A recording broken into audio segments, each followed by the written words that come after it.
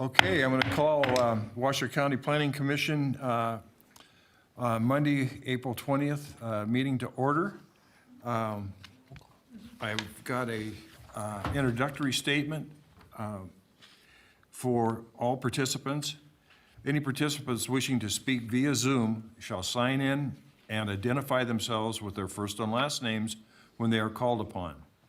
If you're not a panelist and you wish to speak, please click the raised hand prompt symbol during the public comment portion of the item you wish to speak. All panelists on Zoom should mute their mics until they're ready to speak. If anyone's having difficulty hearing the audio through Zoom, it may be helpful to use earbuds.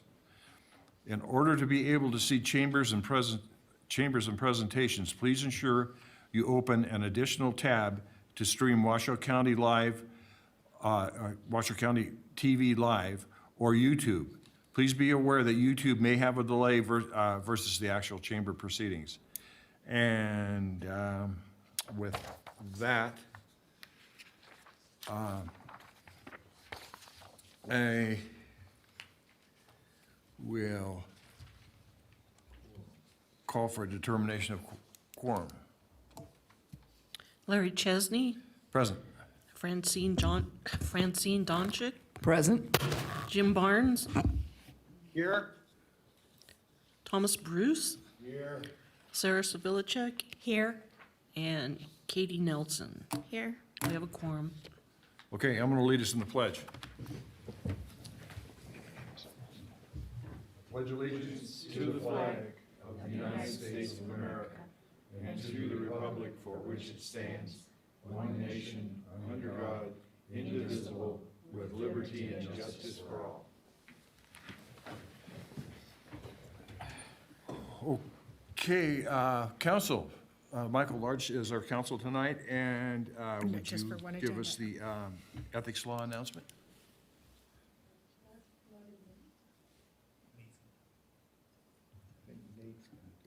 Oh, is Nate going to do it? Yes, I'm ready to do it if you, Okay, Nate, shoot. okay. No pun Commissioners intended. are reminded that if with respect to any matter or any person coming before the commission today, 1, you have received a gift or loan. 2, you have a pecuniary interest. 3, you have a commitment in a private capacity, such as a family, employment, business, or similar relationship. Or 4, you provided representation or counseling before an agency to a person or entity for compensation within the last year on a matter being considered.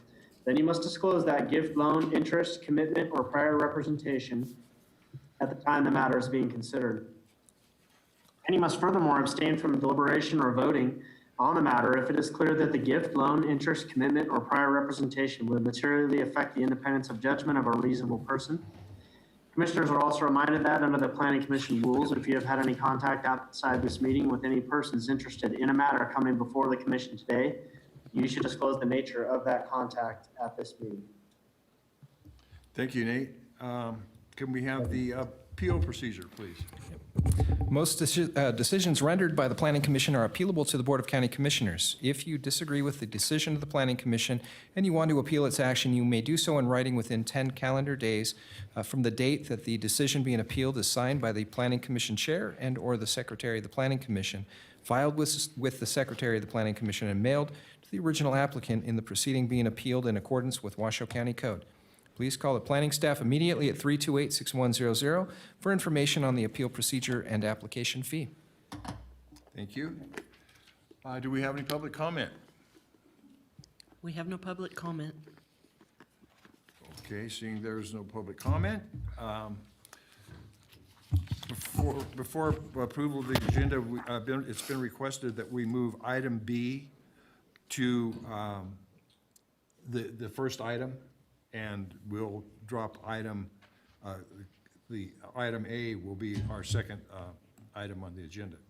So, with that being said, do we have any? Move to approve the agenda as amended. I second. All in favor? Aye. Aye. Pass unanimously. Okay. Let's, I need approval of any additions or corrections to the minutes of the previous meeting. Motion to approve? Second. All in favor? Aye. Great, thank you. I abstain, I wasn't there. I abstain, I wasn't at the meeting. Okay. Commissioner Nelson abstained because she wasn't here. Okay, so I'm going to go to planning items and public hearings, and we'll go with agenda item B first. This is regulatory zone amendment, case number WRZA 20-0003 for Reno Christian Fellowship.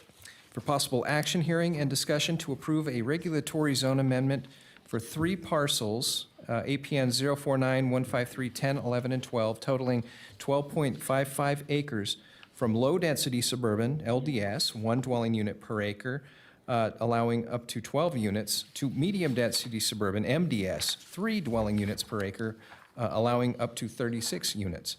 For Reno Christian Fellowship, Inc., the parcels are located adjacent to and west of the existing church. If approved, authorize the chair to sign the resolution. Representing Washoe County in this is Julie Olander. Okay, do we have any disclosures by commissioners, either ethics or ex parte? Mr. Chair, your council has an item to take up here. Okay, so then Michael Large will represent council on this item. Yes, I will be recusing on this item, and Mr. Large will be handling it. He can call me on my cell phone or text me as soon as you guys are done, and I can jump back on the meeting for the remainder of the agenda. Okay, thank you, Nate. Thank you. Okay, Julie. Good evening, Commissioners and Chair. Julie Olander for the record. Julie, is that mic on? It has a little red.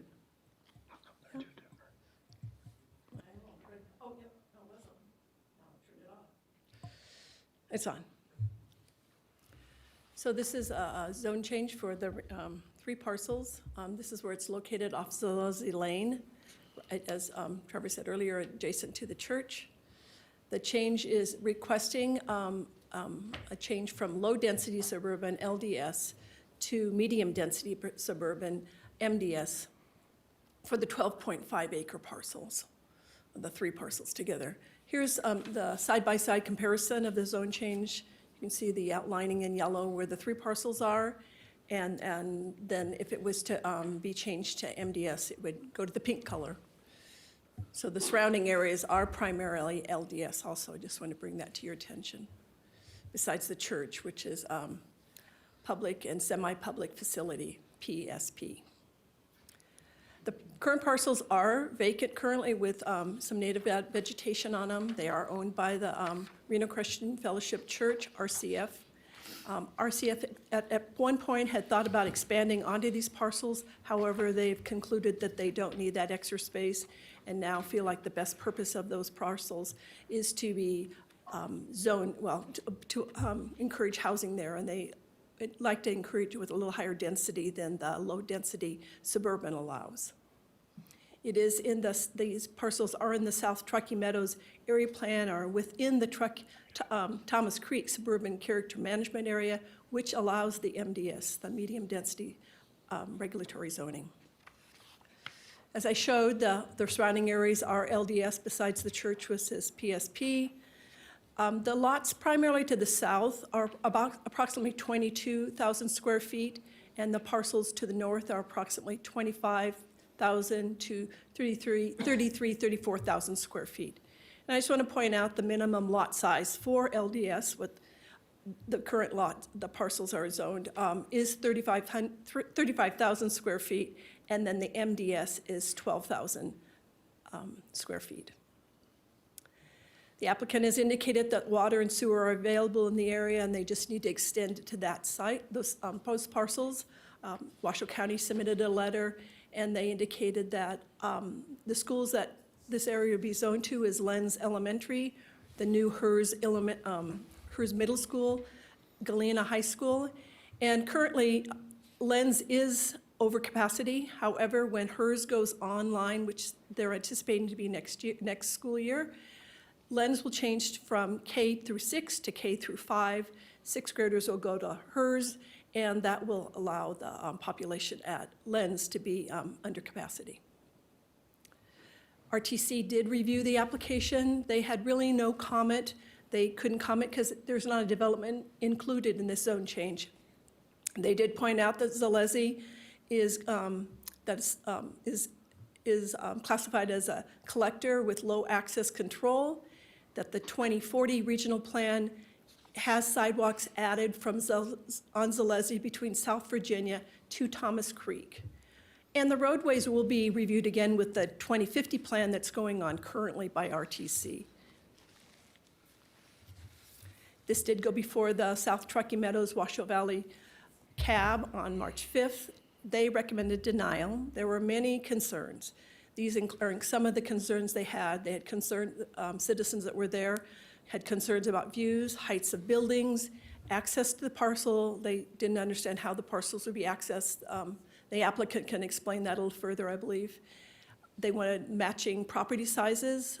They wanted the houses to be single-story. They were concerned about traffic, and they felt overall that the lot should be a half acre and not a third acre.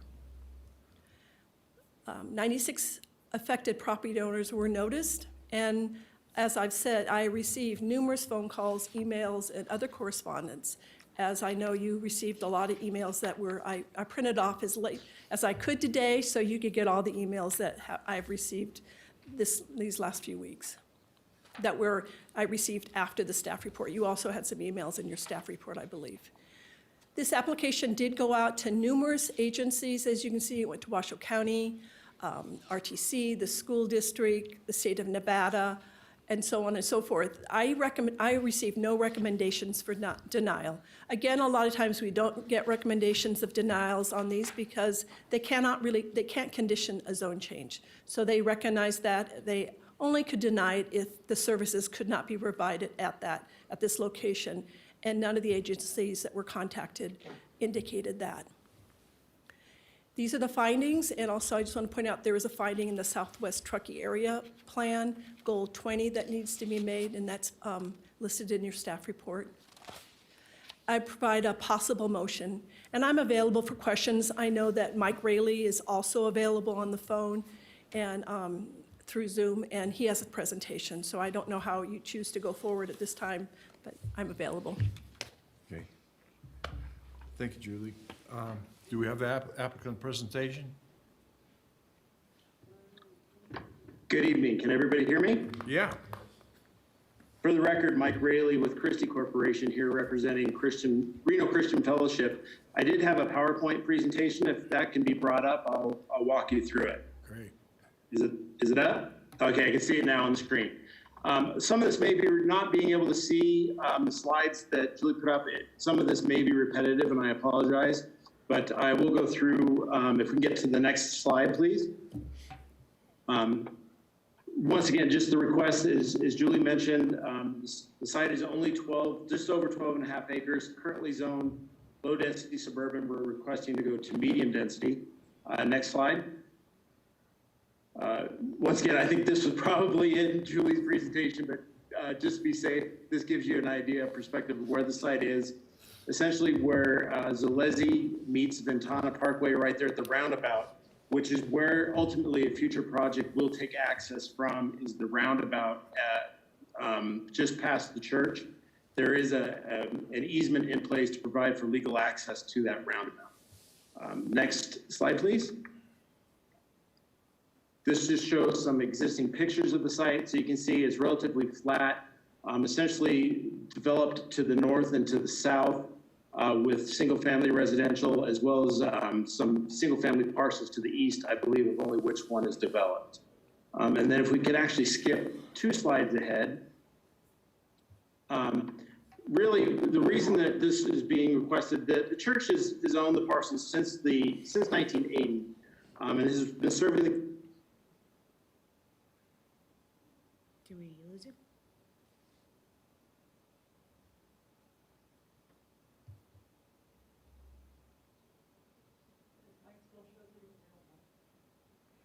church is located.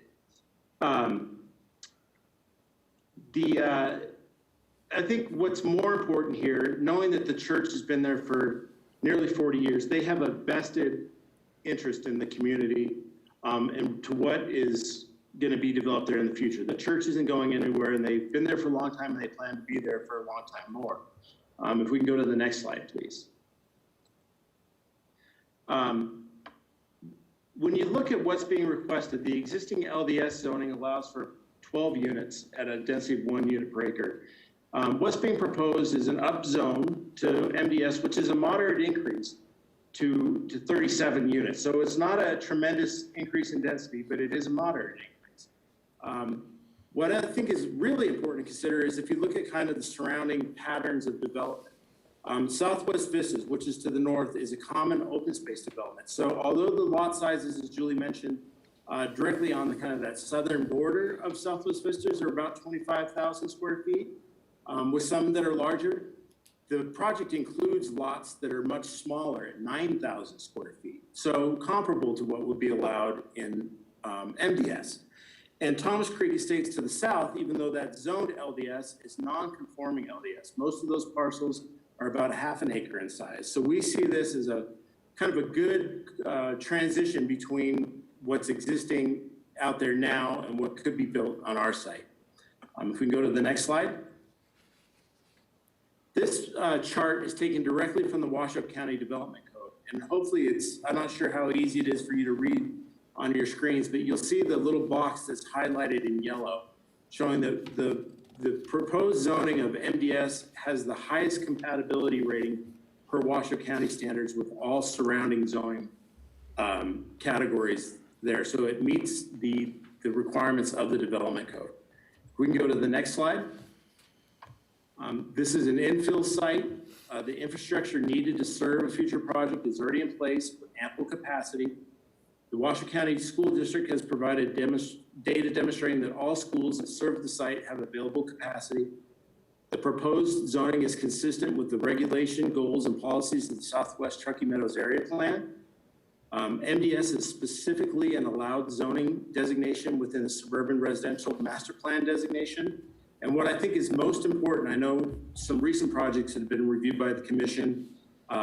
Each area plan considers or has suburban character management areas with character management statements.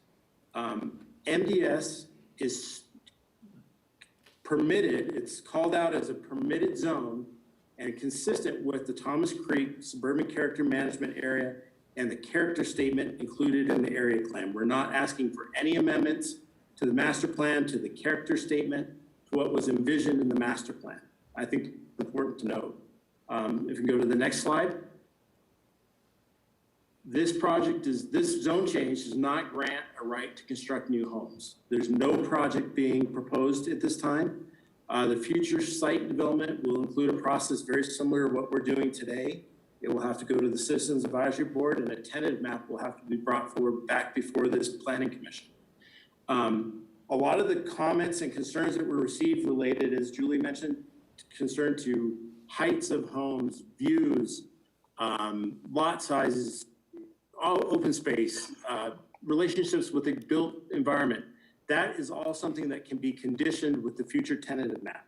Unfortunately, the way that the code works is we cannot process that concurrently with this request, and this request cannot be conditioned, but there's a system of checks and balances to make sure that that does occur. And that is at the next phase of the project, which would be with a future tentative map. Next slide. Just a couple of points that I think I'd like to emphasize in closing. This is a moderate increase in density. It's not a major increase. All services are there to support MDS land use. The surrounding area is diverse in terms of lot sizes. If you look what's actually built compared to the zoning, I think this fits well within the existing land use framework. All the concerns raised by residents can and will be addressed with the future tentative map and are easily conditioned as such. In fact, code actually mandates that we comply with most of the concerns that they have, especially related to building heights and setbacks and that sort of thing. And once again, there's no development being proposed at this time, and we are in full compliance with the area plan and the suburban character management area. So with that, I'll conclude my presentation, and I'll be available for any questions that you may have. Thank you, Mike. Let's, do any of the commissioners have any questions for staff or the developer? I have a question for staff. Or the, okay. Commissioner Nelson has a question for staff. Julie, do you have a map? I guess the vicinity map that you have in your staff report is the closest one that actually identifies the lot sizes. In his presentation, he was talking about the areas that are 9,000 square feet. Yeah, Julie Olander for the record. Donna, could you bring up my presentation? Mike probably has it in his too. So the parcels to the south are primarily about a half an acre. There's a few that are more. So half acre is roughly 22,000 So square about feet. 22, yeah, 22,000. Some are a little bit smaller, but you can see all of those off of, just forgetting the road, Rancho Haven to the south, all those parcels. And as you move to the west, those parcels are larger. Because I'm just not seeing where the lots are that are 9,000 square feet that he was talking about. So they're sort of off. So I just showed the vicinity, the ones to the north in Southwest Vista, sort of that loop road you can sort of see on the edge of my slide here. Those up there are smaller. Okay. I believe when Southwest Vista came in, they had to do some kind of lot size match to the parcels to the south. And that's why the parcels that are adjacent to these 3 parcels that we're speaking about tonight are a little bit bigger, or significantly bigger, really.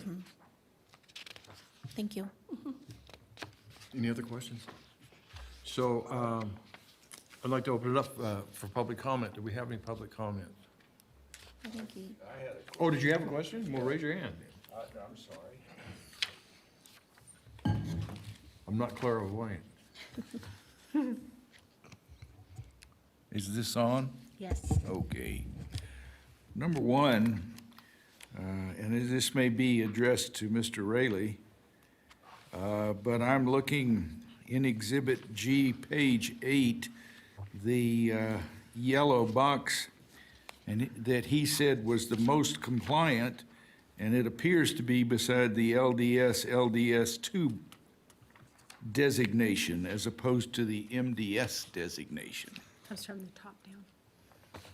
Oh, it's from the top down rather than, that's a strange way to do it. Okay. All right, the next item is, I actually, well, I mean, it's not a question. I'm done with questions. Okay. Okay, because we have discussion coming. Yes, I Okay. understand. Do we have any public comment? Yes, we do. First of all, I have an email that was sent in to Washoe 311, and it is from Anne Marie and Hal Craddock. It says, Planning Commission, we are writing to adamantly oppose the proposed plan to change the present low-density suburban zoning of the Reno Christian Fellowship parcel to MDS. We strongly oppose a zoning of 3 houses per acre.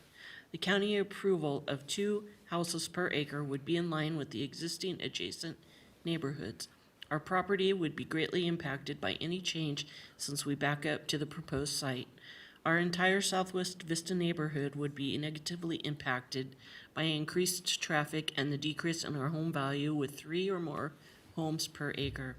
If the seller, RCF, wants to be good neighbors, they should be transparent with the proposed building of their school and also be transparent in the sale of the property being contingent on it remaining 1 to 2 single-family homes per acre. Our next-door neighbor just closed on the sale of his house on April 10th, 2020. It was a .75 acre. It sold for full asking price, $975,000 on the first day. There is a demand for luxury homes in the area. We are in favor of quality over quantity of homes. What is the need for RCF to make it any more than 1 or 2 homes per acre? The county commission zoned this area for the present lot size. People like ourselves sought out this neighborhood for the exact reason. This neighborhood and surrounding ones have existed for 25 plus years. It is not neighborly to sell out to the highest bidder and change precisely what was so desirable to us 22 years ago. Why would surrounding neighbors concern themselves with RCF's proposed school plans? How much money does RCF need for their project? We understand that RCF would want to get the cost of their project covered with the purchase of their land. So do they really need to sell it at 3 homes per acre to do that? Can they not do that at the existing zoning? They are proposing to build a K through 8th grade school. This alone will add a ton more traffic to Zolezi Lane during the week, adding 2 possible new residents. Sunday service traffic entering and exiting the parking lot is very busy. Many near accidents as church members roll through the stop sign coming out of the parking lot to turn onto Zolezi Lane. The MDS regulatory zoning was selected because it was consistent with the size of the surrounding lots and has the potential to assist with their current housing shortage while not overburdening the infrastructure in the area. According to the proposed county plan, the illustrations on page 6 show pink, peach-colored LDS zoning for all surrounding neighborhoods. Therefore, any change in lot size would not be consistent with surrounding lot size and would greatly impact the infrastructure of the area. Thank you. Is there any other public comment? Yes, we have Tom Phillis.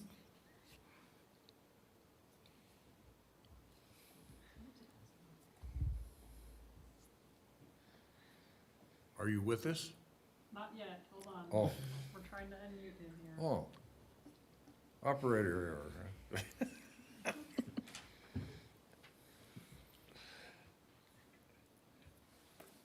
question is, which operator? Well, I think we are, but. There we go. Tom Phillis?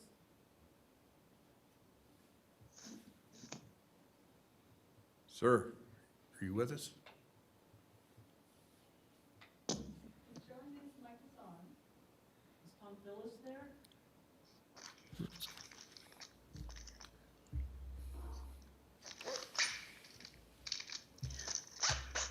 Tom Phillis, are you there for your public comment?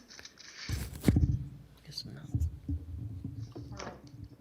I'm going to Matt. move on. Okay. Next is Matt.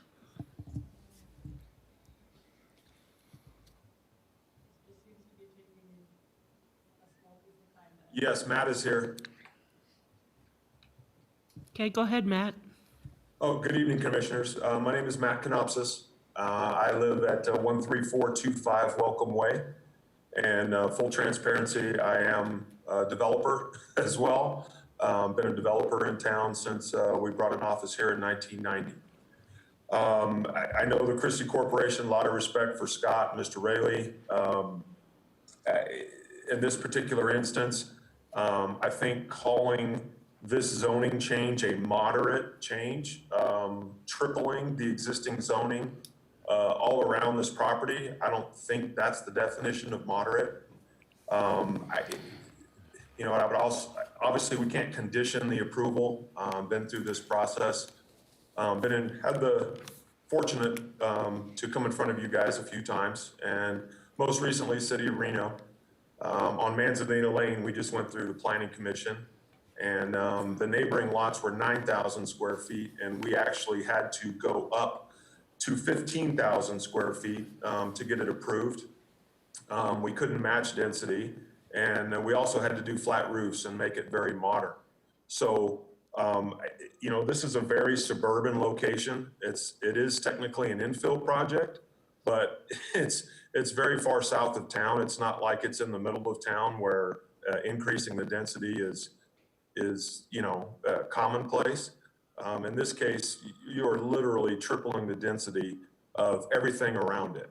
And I just think it's way too much, especially when you're talking about net lot sizes, because this is 12 acres, but by the time you put the open space and the roads in there, it's going to come down to, 10 and change. And then the density is even going to be more extreme. So you're not talking about 20,000 square foot lots, you're talking 12, and the houses are going to be extremely congested in there, and it's not going to look anything like the rest of the neighborhood. I'm sorry, Mr. Rayleigh, I couldn't, maybe I'm technologically not savvy enough, but could not see any of the slides that were posted. None of that was on screen for us, so I have no comment on any of the slides. I wish I could have seen them, but have no comment.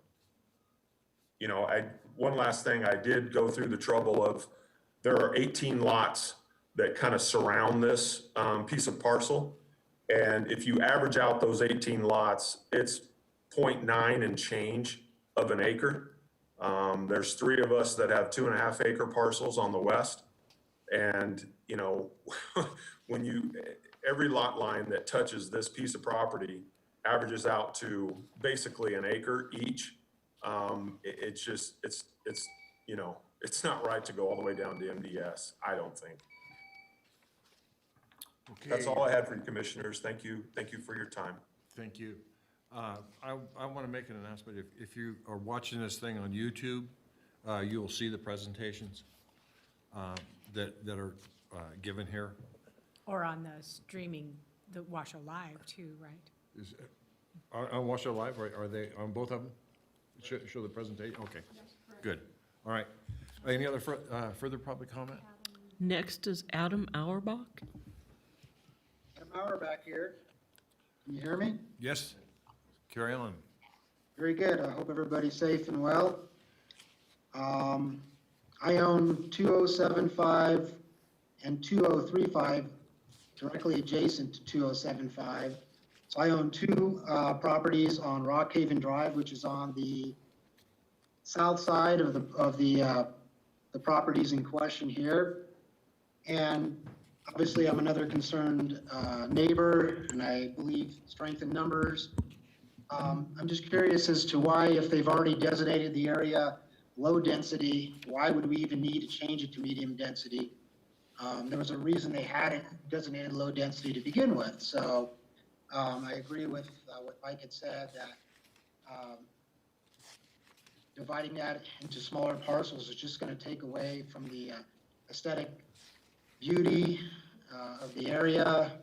I mean, I invite you to come up and take a look, and you'll see for yourself that it's very spaciousness up here. It's very spacious, and putting that many homes in that spot right there is just going to be it's going to stand out like a sore thumb, in my opinion.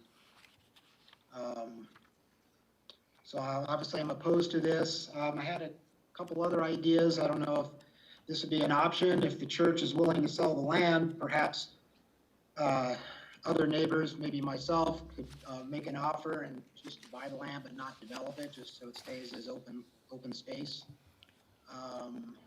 And then my other question is, if this gets approved, what is our recourse if it becomes a civil matter?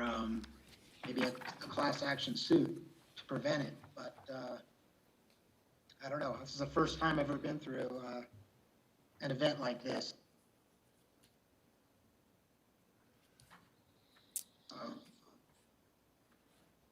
Okay, thank you.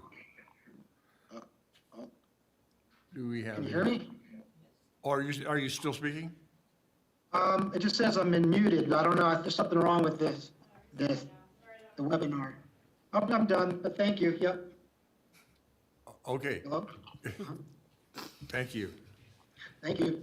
Any further public comment? Yes, next is Steve Erger.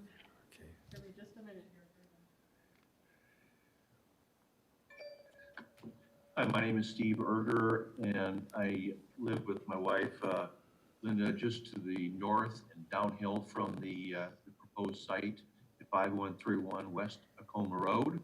We've lived there for 22 years. I think we were the first homeowners in that roundabout that's adjacent or just north of the property. As you can tell, I think every one of the neighbors in the area is vehemently opposed to the density that they're proposing. Not necessarily the fact that they're wanting to sell it so they can build. I think that's their right to do that. I think the opposition is really how many units they're planning on squeezing into that space. And realistically, when you look at it, in a 1/3 acre at maximum, by the time you put in the streets, curbs, and gutters and any kind of common area, you're going to have lot sizes that are between 9,000 and 11,000 square feet. One gentleman mentioned 12,000. That may be true. Quite a bit different than all the surrounding homes. When you look at the entire area up here, there's a plateau that is, all of the developments are larger. There's Field Creek Ranch, Saddlehorn, Arrow Creek, and the vast majority of the homes in Southwest Vistas are larger. The new areas that they're building over by Mount Rose Highway, those are all large lots as well. There was a comment that in their proposal that newer home buyers are wanting smaller lot sizes for less maintenance and convenience and environmental friendliness. And I disagree with that, because that may be true in the city. People live in the county because they want to get out of the city. They want to get out of the congestion and the noise and the neighbors living right on top of each other, and that's why they moved to the county. Now I can see it if you're doing a higher density in a neighborhood, you do it as you're transitioning into the neighborhood, not right smack dab in the middle of it. I mean, that'll stick out like a sore thumb. We've already had one neighbor who sold his house mainly because he was afraid of what the values would do if this project went through. So he bolted right away, and I don't necessarily blame him. They did present this to the Community Action Board, and we had a lot of people show up at that and voice their same displeasure. I'm a little disconcerting that the Reno Christian Fellowship Church is taking advantage of a crisis and making sure that we can't all show up and enforce. We have to do it either by email or by Zoom. I just think that that's a little bit unfair. So, but anyway, so as you can tell, I'm very opposed to it, to the density, not necessarily to them putting it. I can understand that, but I agree more with what the CAB recommendation was. Sir, you need to wrap it up. Your time is up. Okay. Thank you for letting me speak. Okay, thank you. Any further public comment? Next, we have Cheryl Jordan. Yes, can you hear me now? Yes, ma'am.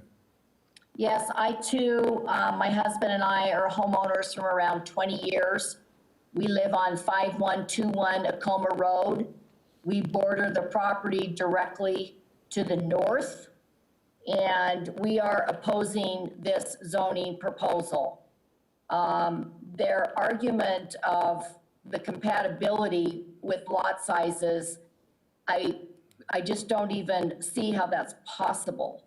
My husband's going to speak in a little bit as well. He has a lot of numbers and statistics to refute that. But in the Citizens Advisory Board meeting, which we were there as well, and they did deny the zoning change, we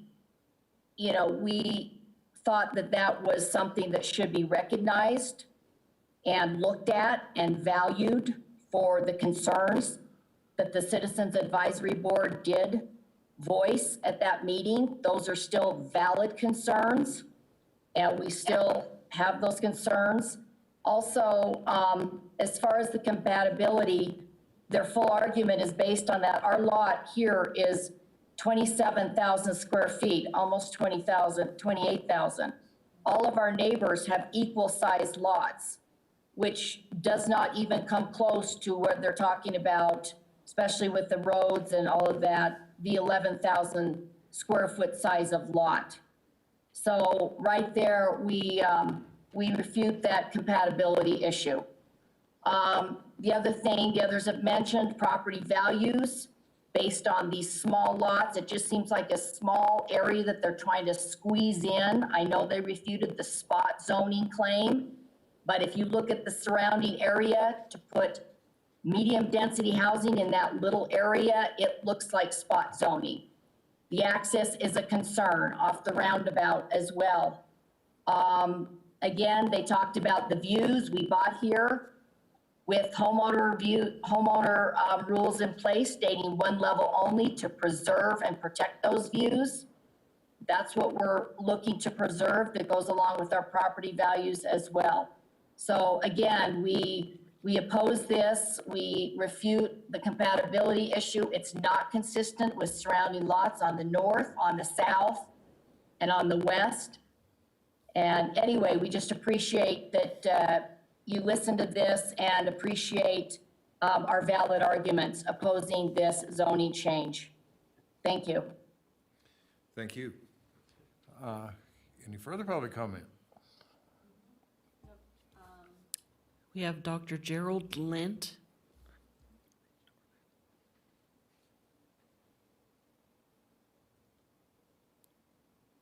Can you hear me? Yes, we can.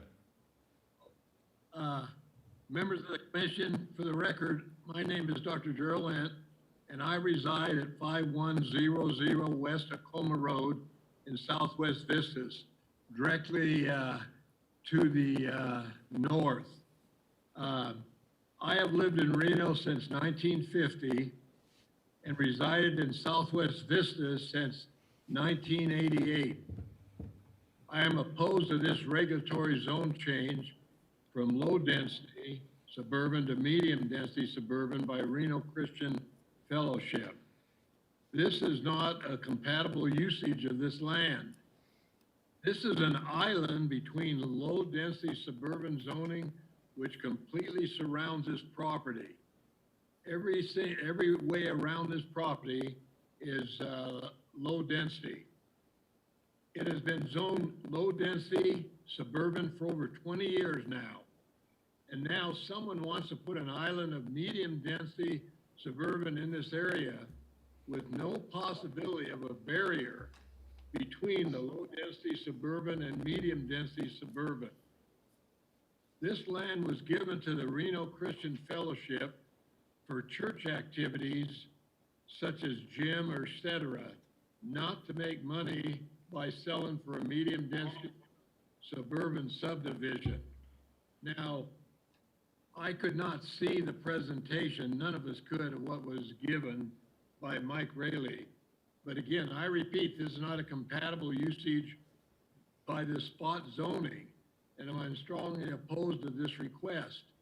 Those lots are going to be less than half the size of all the lots surrounding it. And it's you can't call it anything else but spot zoning. And to do that for the money value is not a good idea. And so I strongly oppose this. Thank you. Thank you. Next is Zach Dayton. Hi, can you guys hear me? We can hear you. Perfect. Yeah, my name is Zach Dayton. I live at 1955 Rockhaven, which is on the south border of the property. I just want to echo the opposition that others have stated.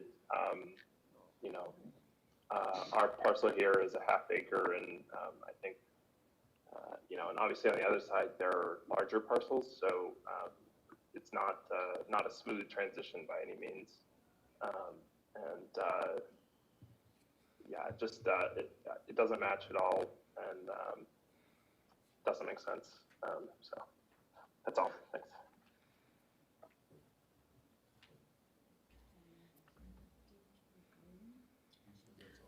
Next, Okay, we thank have you. DK Green. Sorry. Yes, hi, can you hear me? Yes. Yeah, hi, thank you for holding this, appreciate it.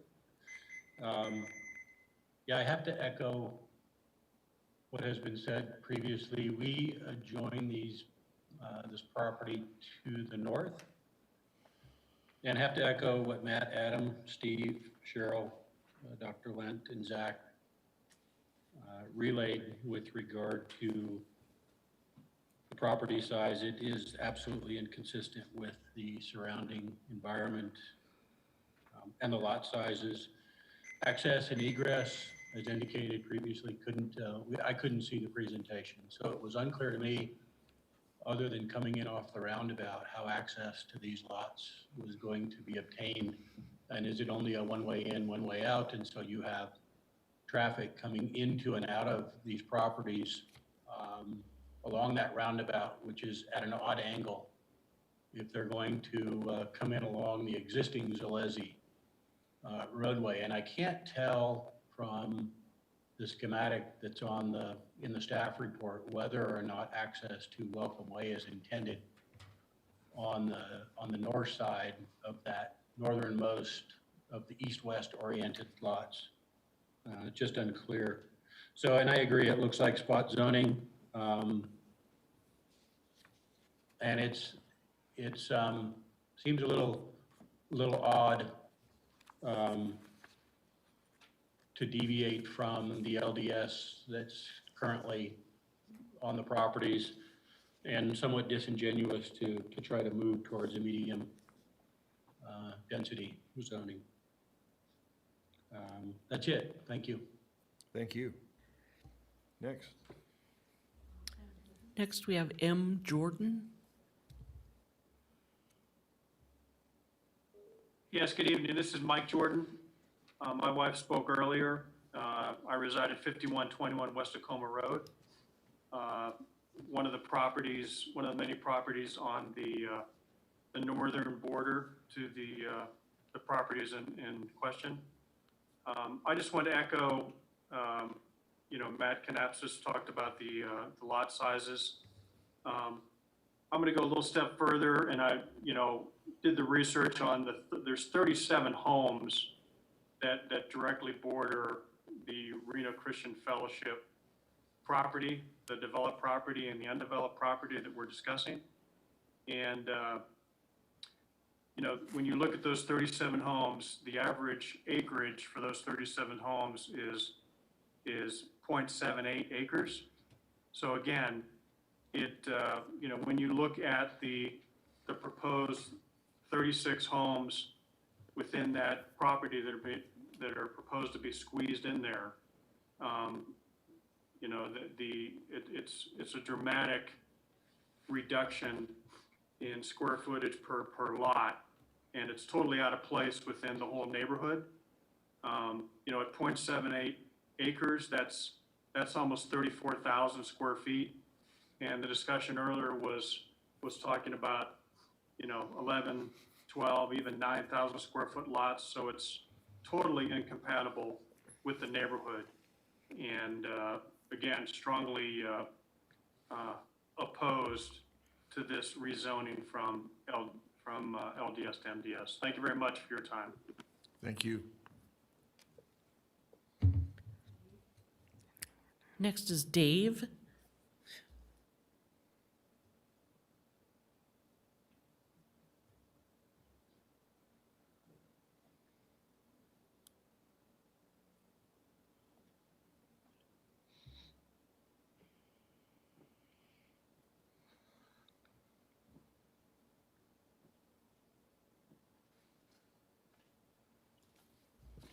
Dave, can you hear us?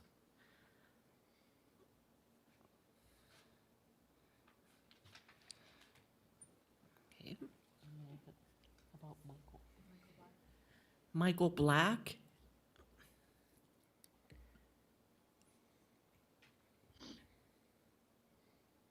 Michael Black?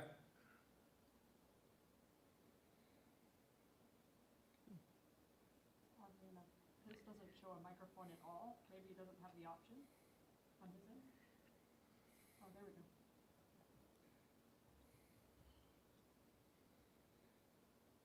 Is he there? I've allowed him to speak. Can you hear me? Yes, great. Who we got here? Is this Michael Black? Yes, speaking. Okay, I moved up to Thomas Creek about 3 blocks away from the subject lots 40 years ago when it first opened up there. Seen tremendous amount of change in those 40 years.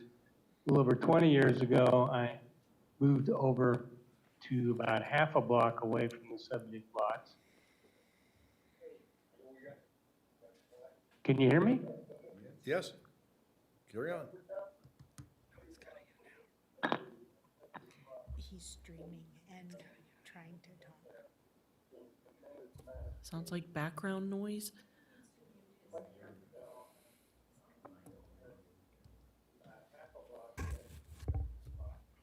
Michael Black, Yes? are you speaking?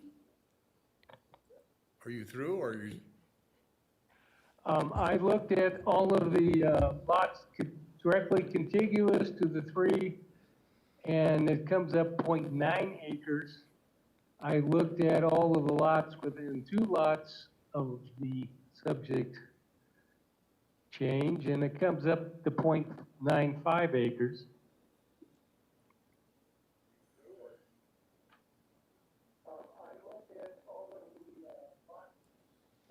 He's listening to, he's streaming at the same time.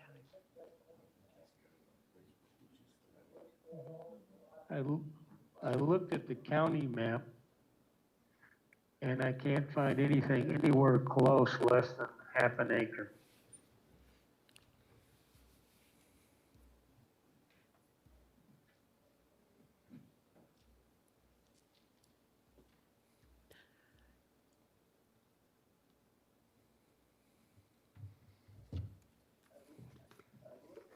Sir, what's going on with these lapses and what you have to say?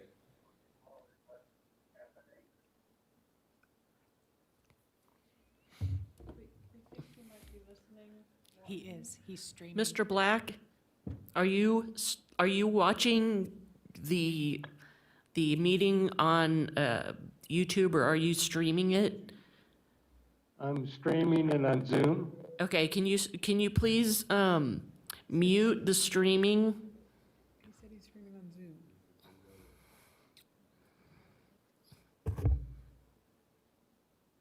Turned off his microphone. Okay. I think Now he- can you speak into Zoom? I think he was streaming on Zoom and he just muted Zoom. Oh, boy.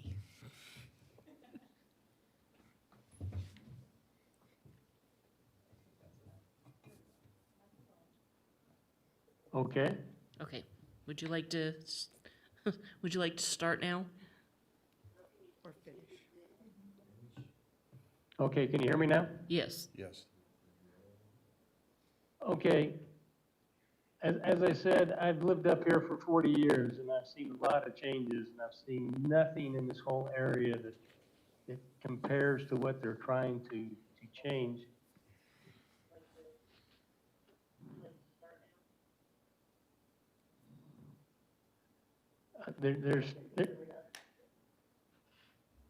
There's still a delay. I'm going to have to.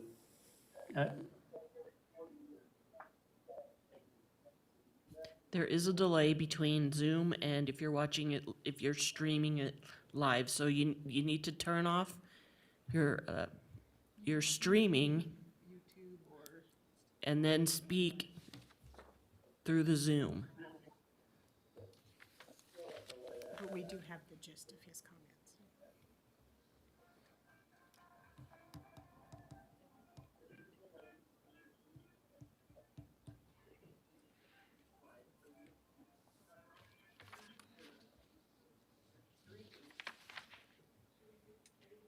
Okay, I'm sorry, Mr. Black, we have to, we need to move on.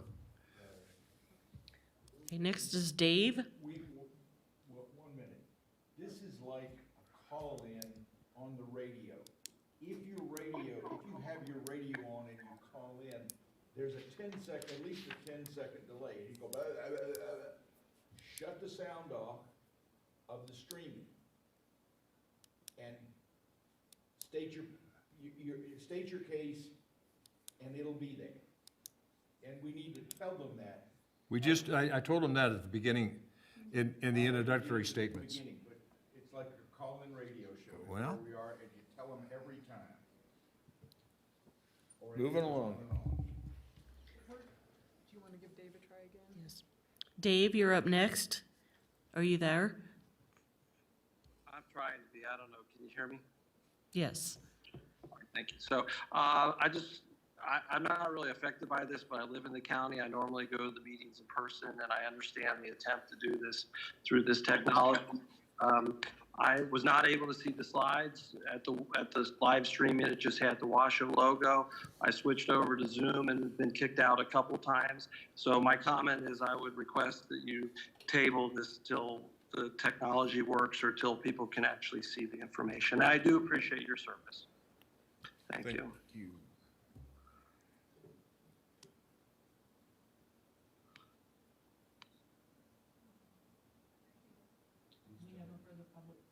We have no further public comment. Okay, thank you. I would have a question for council on the technology issue. We had only appeared to problem with one person. Is there an issue? Mr. Chairman, Michael Large for the record. No, I don't believe there is an issue with this. In terms of what we've done in terms of complying with the open meeting law and the public comment that has been allowed has been vetted, and we believe that it is sufficient to comply with the open meeting law as currently stated, especially in this time of crisis.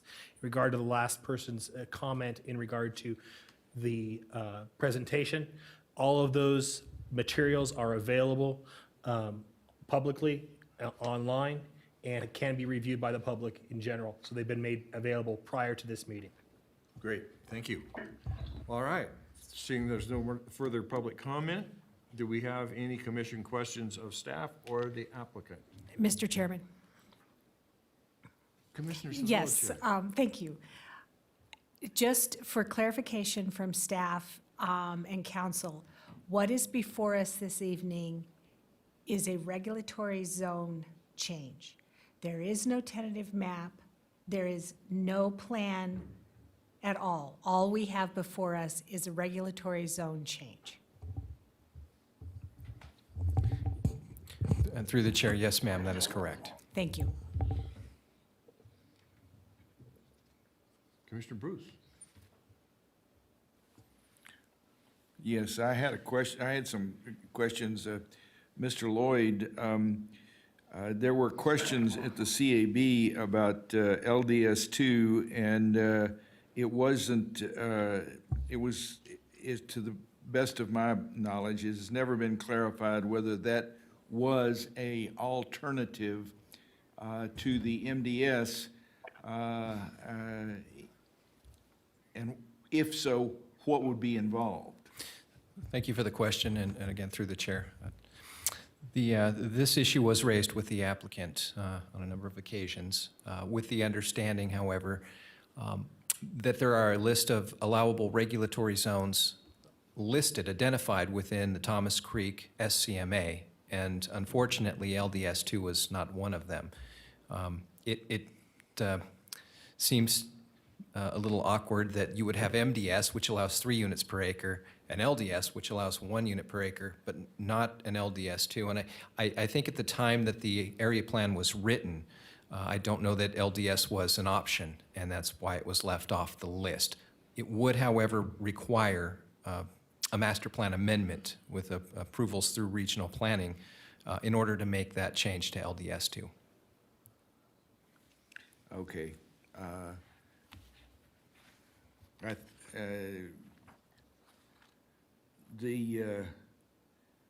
I had a question about the documentation as to the motion.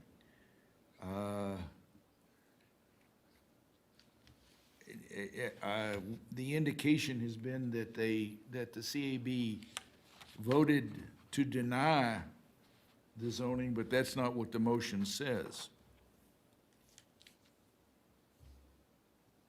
What do you, It says, Tom Burkhart moved to recommend changing the master plan to LDS 2, which is consistent with the area. Marge Franson seconded and the recommendation, the motion passed unanimously. Commissioner Bruce, this section right here is any further questions of the staff or the applicant. And we will have discussion amongst ourselves where I believe this would be more appropriate. Okay.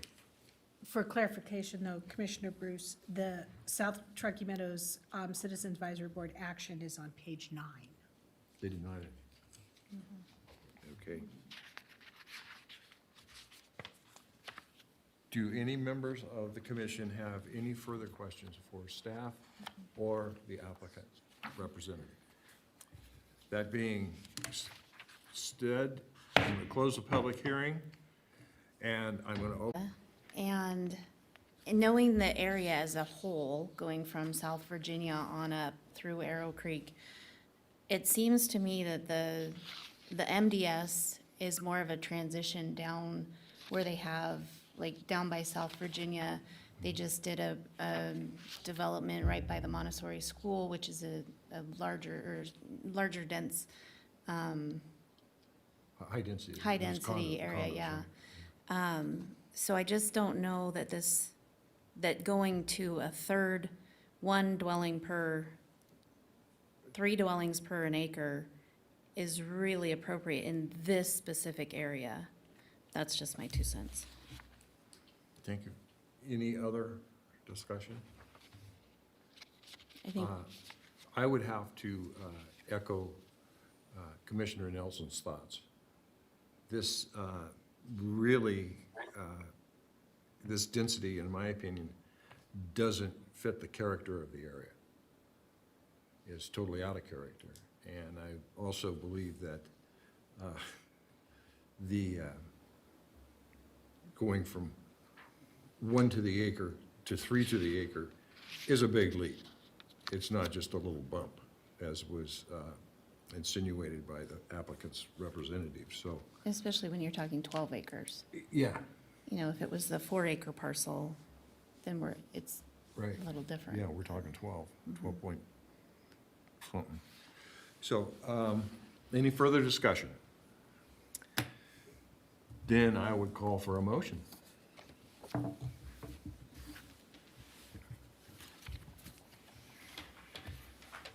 I move that after giving reasoned consideration to the information contained in the staff report and received during the public hearing, the Planning Commission deny the resolution included as attachment or as item 8B,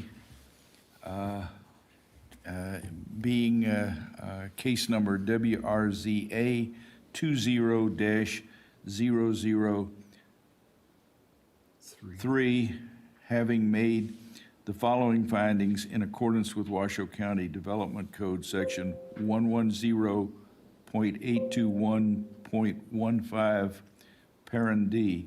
I further move to deny the resolution and the proposed regulatory zone amendment as set forth in the staff. I believe that it is not very consistent with the proposed substantial policies and action program, that it is not compatible land use, and that it is an over-response to change conditions, and for those reasons. Okay, do we have a second? Second. Okay, we have a motion by Commissioner Bruce, a second by Commissioner Nelson. All those in favor? Aye. Aye. The denial passes unanimously. We need to verify that, did Jim say? He Okay. said, I yeah, didn't yes. hear him, so. Yes. Jim, you did say Yes, I aye. voted in favor of the motion. Okay. So it passes, the denial passes unanimously.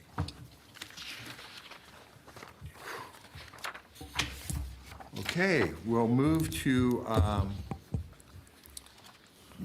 Master Plan Amendment Case Number WMPA 20-0002, a regulatory zone amendment case number WRZA 20-002 Woodland Village for possible action and hearing and discussion.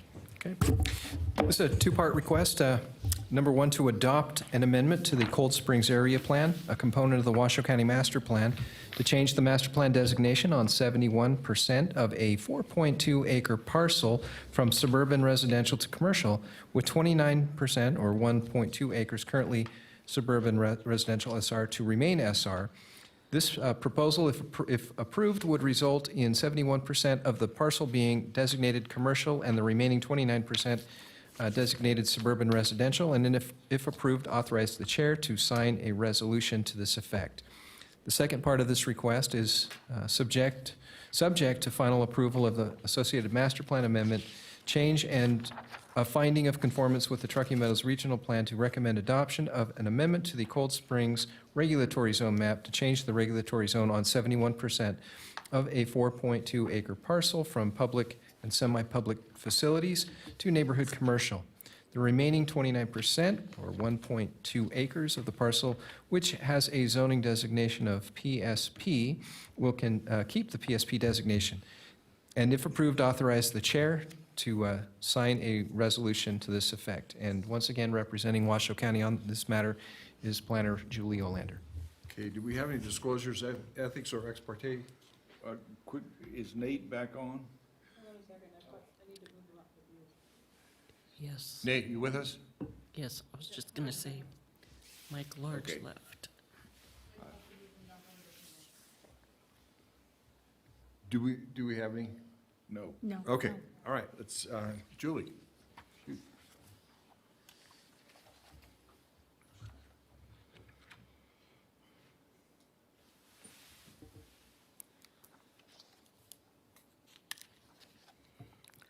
Good evening again, Julie Olander for the record with Planning and Building.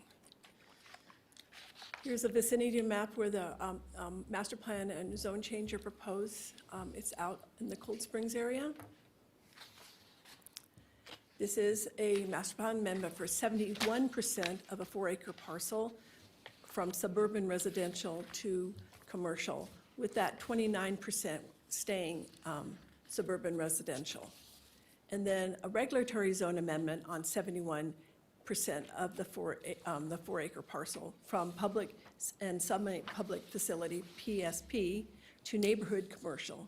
And the 29%, the 1.2 acres, will remain PSP.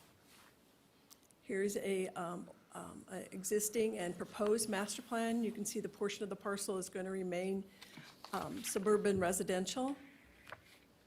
And then here's a zone change showing the portion going to NC and the other parts remaining PSP.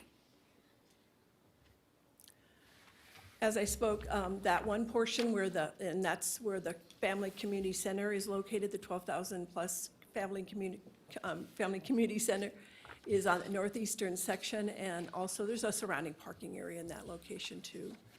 The applicant is trying to develop that other portion to be more densely, and they are looking at some housing options and also some possible commercial uses. I did want to point out the Cold Springs Area Plan has quite a few policies encouraging a mixture of uses. The surrounding parcels to the north and east are that PSP, and then NC and Parks is to the south. And across Village Parkway, the housing over there is designated medium-density suburban. NC is the regulatory zoning has a high compatibility with the PSP, the PR, and the NC zoning. The areas, the area it's currently zoned for is Gomes Elementary, Cold Springs Middle School, North Valleys High School. The school district reviewed the application, and the proposed changes will not impact the middle school and high school. However, the elementary school is over capacity currently, And the district is planning a new elementary school in 2021 in that area. The parcel is located in the Cold Springs hydrological basin. In that area, the water rights are required to be submitted with the applicant, which are included in the staff report. The letter is included in the staff report. There is sewer capacity and sewer services provided by the Cold Springs Water Reclamation Facility, which is managed by Washoe County. The amendment was presented in North Valley's CAB on March 9th, and it also served as the neighborhood meeting. The CAB members voted unanimously in favor of the request. They did have questions about the type of development that might happen there, and they also pointed out that there was a need for smaller housing units with smaller lots in that area, in general out there. Here is a map of the public notice that went out, the areas. Again, this item did go before, the application was sent out to a variety of different agencies within Washoe County Community Services, District Health, Sheriff, the State of Nevada, the Fire Protection District, Washoe School District, Rocky Meadows Water Authority, RTC, and Washoe Story Conservation District. I didn't receive any recommendations for denial. These are the findings that need to be found, the 5, and then there also is a Cold Springs Area Plan finding, Goal 20. Those are outlined in your staff report. That's for the master plan. And then there's 7 findings for the regulatory zone amendment. Here is a possible motion for the master plan, and then I also provided a possible motion for the regulatory zone amendment. I'm available for questions, and I believe the applicant is also online and will be available for questions. Does the applicant have a presentation? I believe so, yes.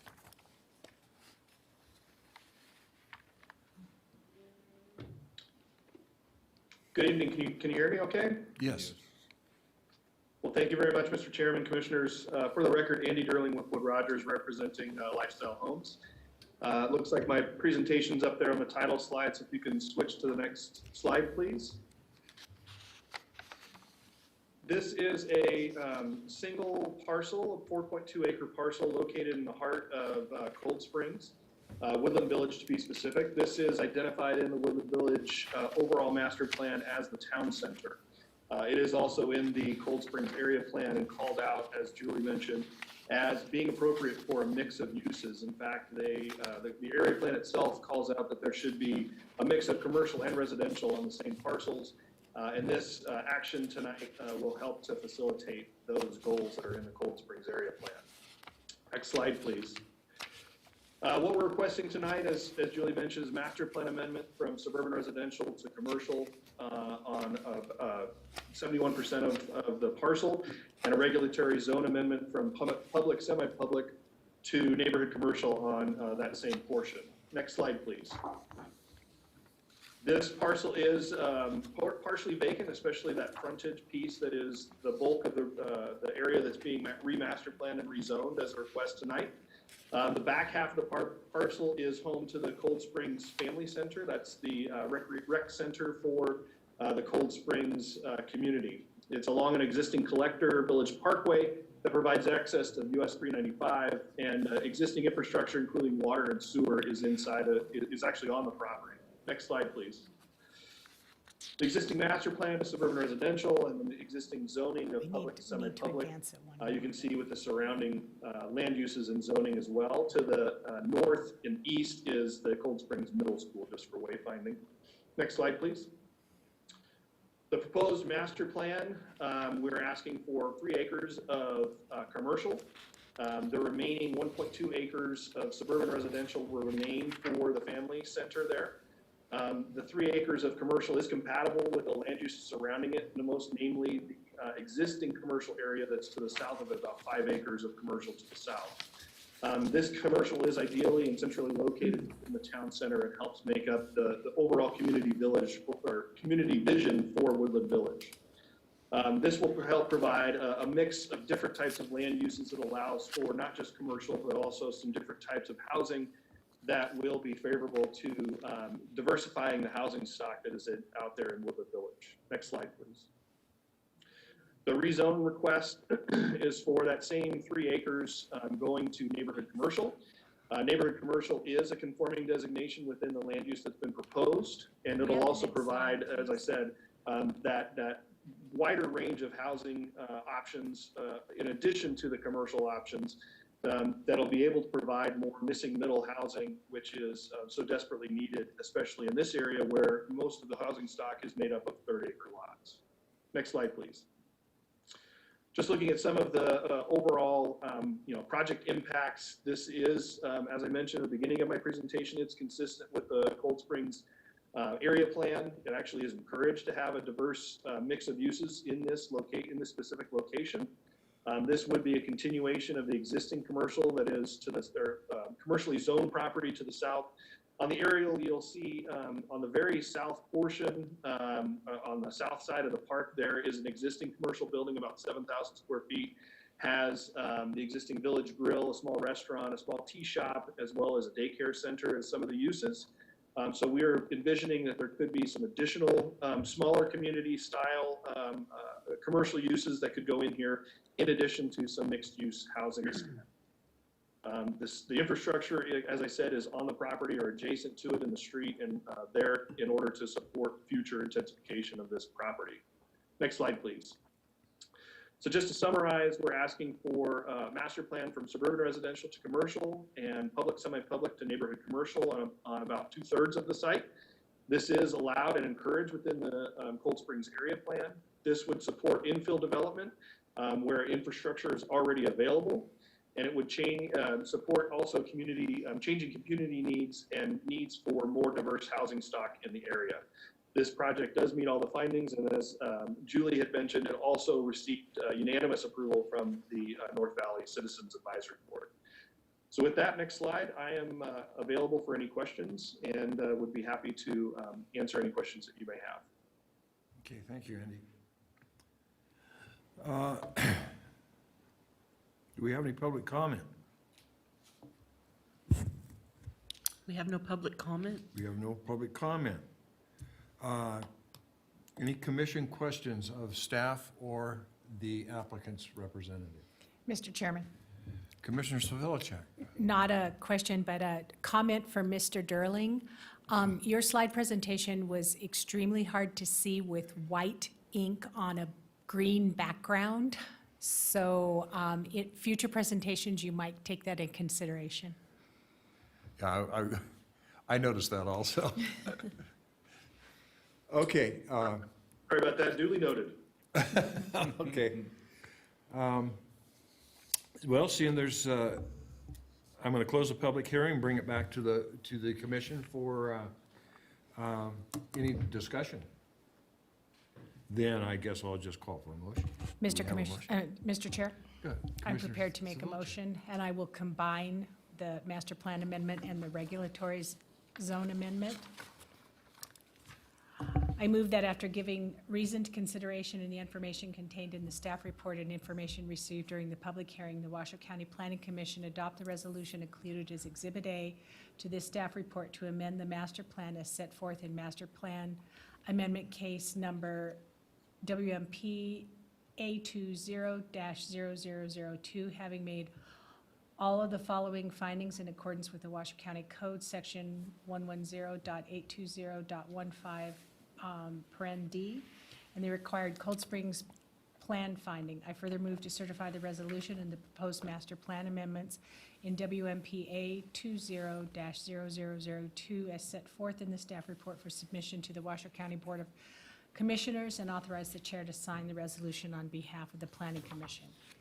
I further move that after giving reasoned consideration to the information contained in the staff report and information received during the public hearing, the Washoe County Planning Commission adopt the resolution as included as Exhibit B, recommending adoption of the regulatory zone amendment case number WRZA 20-0002, having made all the following findings in accordance with Washoe County Code section 110.821.15. I further move to certify the resolution and the proposed regulatory amendment WRZA 20-0002 as set forth in the staff report for submission to the Washoe County Board of Commissioners, and authorize the chair to sign the resolution on behalf of the Washoe County Planning Commission. I second that motion. Okay, we have a motion by Commissioner Civilcheck and a second by Commissioner Doncheck. Any discussion on the motion? Mr. Chair, I should have asked this prior. Is this under, what area plan does this come under?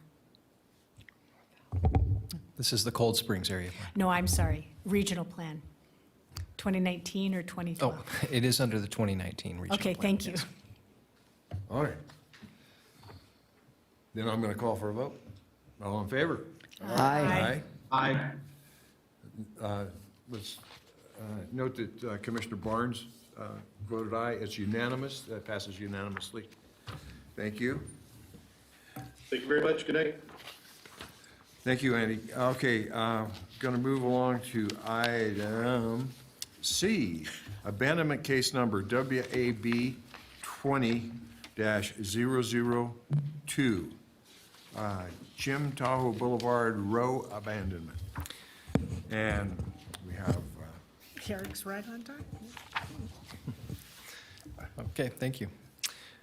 This is a request for possible action, hearing, and discussion to approve the abandonment of an approximately 5-foot wide strip of Washoe County roadway between the NDOT State Route 28 and Tahoe Boulevard and lots 4, 5, and 6 of Industrial Subdivision Number 2 to Marilyn Chim, owner of record of the referenced lots. If approved, authorize the chairman to sign a resolution to this effect. And representing Washoe County in this matter is Senior Planner Eric Young. Good afternoon, everyone. I'm Eric Young from planning staff. This abandonment is maybe a little bit different. There's nothing controversial about it. No access issues. Nothing's going to change after it's done in terms of access to the properties, the use of the properties, the ability to get in and out. The story is a little different on this one. The request is to abandon this 5-foot wide strip. We're calling it a strip of Washoe County roadway. And that's an important term because it's not actually Nevada NDOT, Nevada Department of Transportation, right-of-way. The parcels are all right there along Tahoe Boulevard. They're in the commercial community plan. They've all had commercial uses on them for many decades, and that's the current zoning. None of that would change. But what happened in this case is I tried to find the exact date. Your staff report has got a couple X's on it because I couldn't find the exact date. It's in the 20s. It was a rabbit hole to find the exact date. But when Tahoe Boulevard, State Route 28, was originally set aside, they set aside 140 feet. But then at some point later, not exactly known either the exact date, when NDOT did take legal control of the right-of-way, for an unknown reason, a lost reason, they only took 135 feet. They didn't take all 140 feet. And so for all of these decades, there's been this 5-foot wide strip that if you drive along there is all part of the sidewalk, the landscaping, in some cases the parking of all of the businesses along the south side there.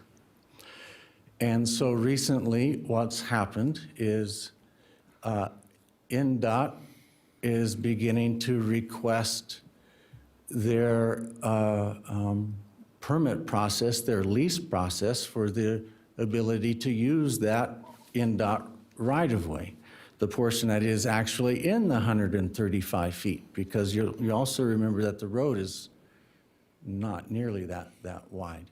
So the properties along here are developed with their parking lot and other parts of the development in the 5-foot wide strip and in the right-of-way. But NDOT will not enter into their lease agreement with these property owners for the lease of the NDOT part because technically they're not contiguous. That 5-foot strip keeps them from being physically, legally contiguous, and so they won't enter into a lease with them.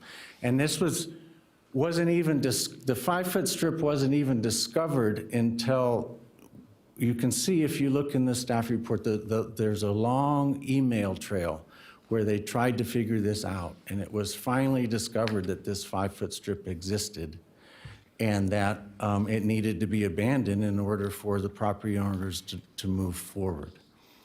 And so after a little bit of detective work on the part of the county surveyor, Wayne Handrock, it was determined that this is county property because it never went to the state. It was originally county property. It's what we're calling county roadway.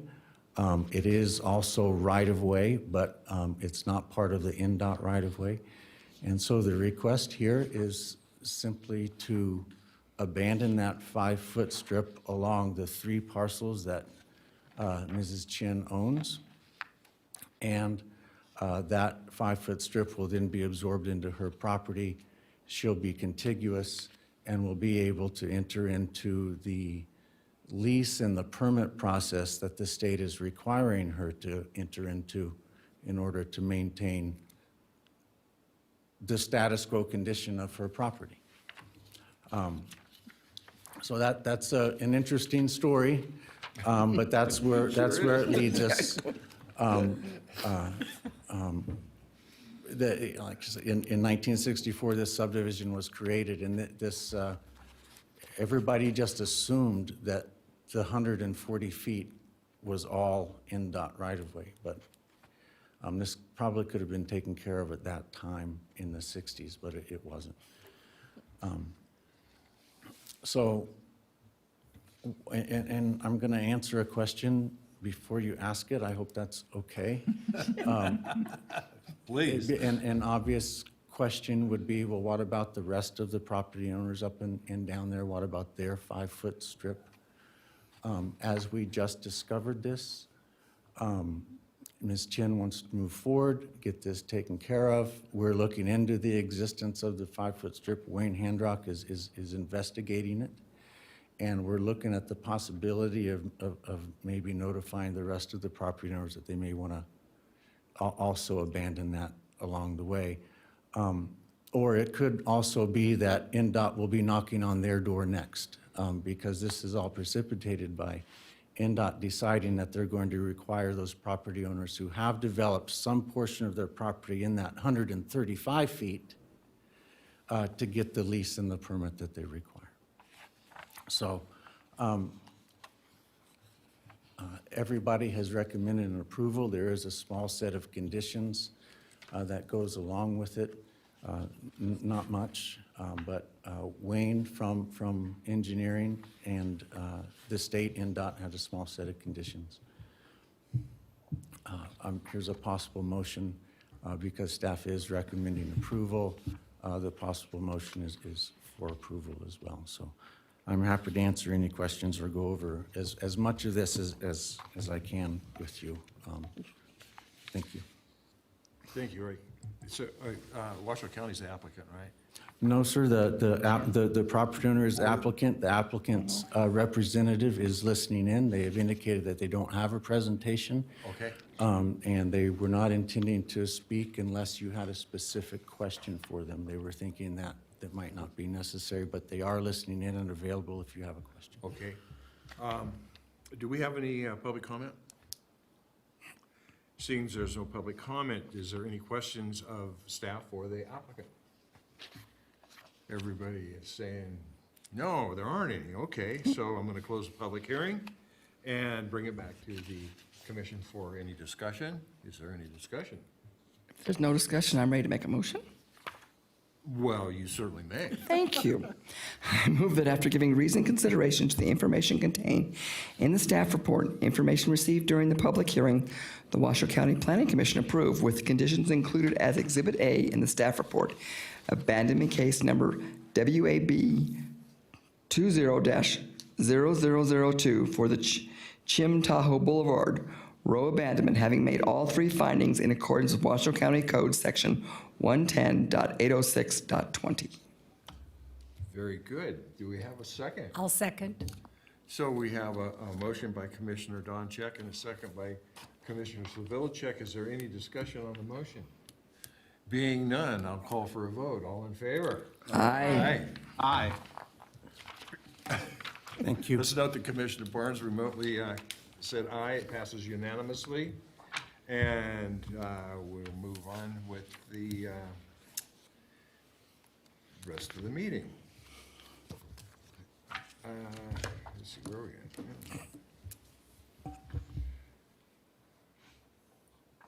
Okay, do we have any chair or commission announcements? Are we planning? Number 9. Number 9. Number 9, are we You jumped. planning a Oh, meeting? wait a minute. I got way too much paper here for an old guy.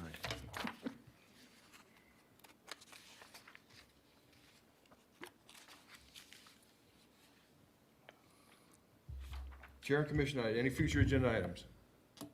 Will there be a meeting May the 4th? We have meetings, our next meeting's gonna be May the 4th?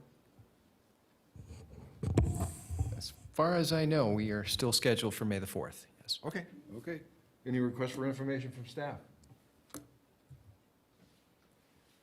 Directors and legal counsel items? A report on, hey, Eric, thank you very much. Yes, thank you. Yes, thank you. A report on previous planning commission items? I need to correct that. It's not May the 4th, although that's fun to say. It's May the 5th is our next meeting. Okay. And I do have 2 items. Have not forgotten the memo that I owe you, we owe you.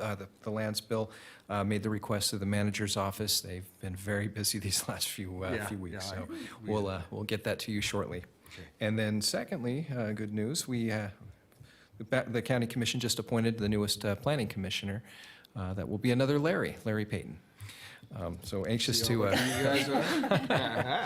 The Larrys are taking over. So anxious to get Larry on board. So that's all I have.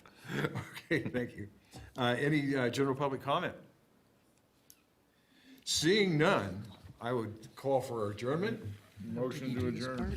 Wow, we have a motion. Second. We're adjourned. You. Thank you, everybody. Hey, this has been an experiment for us all, and I think it went rather smoothly, thanks to and just staff, yeah, and it was, speaking personally, it was kind of weird, you know. But I'm an old guy, you know, but I think I can get used to it.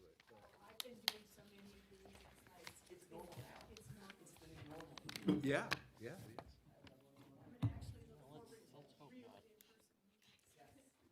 Yes.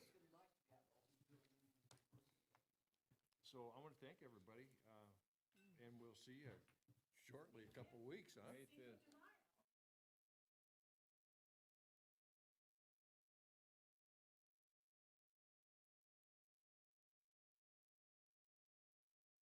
Depends on